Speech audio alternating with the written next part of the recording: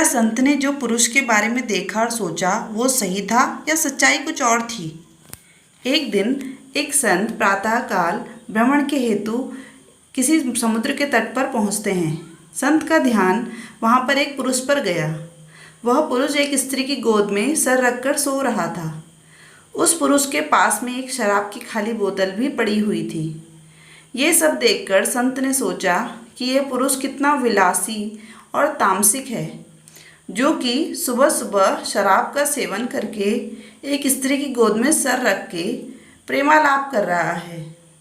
कुछ देर के बाद उस समुद्र से किसी मनुष्य की चिल्लाने की आवाज़ आने लगी।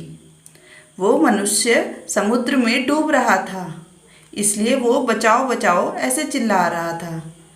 उस संत ने ये सब देखा, फिर भी वो कुछ नहीं कर पाया, क्योंकि उसे तैरना नहीं आता था। संत बिना कुछ बोले वहीं के वहीं खड़ा रहा और सब देखता रहा। जो पुरुष एक स्त्री की गोद में अपना सर रख के सो रहा था, वो खड़ा हुआ और उस डूबने वाले मनुष्य को बचाने के लिए पानी में कूद पड़ा। थोड़ी ही देर में उस पुरुष ने उस डूबने वाले व्यक्ति को बचा लिया और वो उसे समुद्र के किनारे पे लेकर आ गया। अब ये सब नज़ारा देखने के बाद वो संत विचार में पड़ गया कि क्या मैं इस पुरुष को भला समझूं या फिर बुरा। संत उस पुरुष के पास जाते हैं और उनसे पूछते हैं कि भाई तुम कौन हो, यहाँ पर तुम क्या कर रहे हो। उस पुरुष ने जवाब दिया कि मैं एक मछुआरा हूँ, मैं मछली पकड़ने का काम करता हूँ। आज कई दिनों के बाद मैं प्रातःकाल समुद्र से मछली पकड़ने के बाद जल्दी यहाँ पर आराम करने के लिए लौटा हूँ।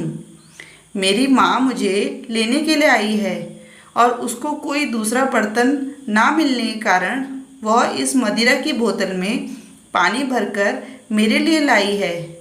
मैं कई दिनों की यात्रा से काफ़ी थक गया था और इस भोर के सुहावने मौसम में ये पानी पीकर अपनी थकान कम करने माँ की गोद में सो गया। ये सब सुनकर संत की आंखें नम हो जाती हैं। संत सोच रहा था कि मैंने जो कुछ भी देखा और उसका अंदाज़ा लगाया वो सब गलत था। वास्तविकता कुछ और ही थी। उसे अपने आप पर गुस्सा आता है कि मैंने कैसे किसी के बारे में ऐसा खराब सोचा। इसीलिए हमें किसी भी निर्णय लेने से पहले उसके बारे में 100 बार सोचना चाहिए और अच्छे से सोच समझकर ही फैसला लेना चाहिए, क्योंकि कभी कभी हम फालतू के भ्रम में होते हैं और ऐसे भ्रम में आकर हम गलत फैसला ही कर लेते हैं। कभी कभी हमें जो जैसा दिखता है वैसा होता नहीं है, उसका एक दूसरा पहलू भी हो सकता है, पर हम फालतू के भ्रम में आके गलत सोच लेते हैं। दोस्तों, आज की कहानी आपको कैसी लगी हमें कमेंट में ज़रूर बताइएगा और अगर आपने अभी तक चैनल को सब्सक्राइब नहीं किया है तो चैनल को ज़रूर सब्सक्राइब कर दें और बेल आइकन भी दबा दें, जिससे आपको लेटेस्ट वीडियोस के नोटिफिकेशन मिलते रहें। कहानी पूरी सुनने के लिए धन्यवाद।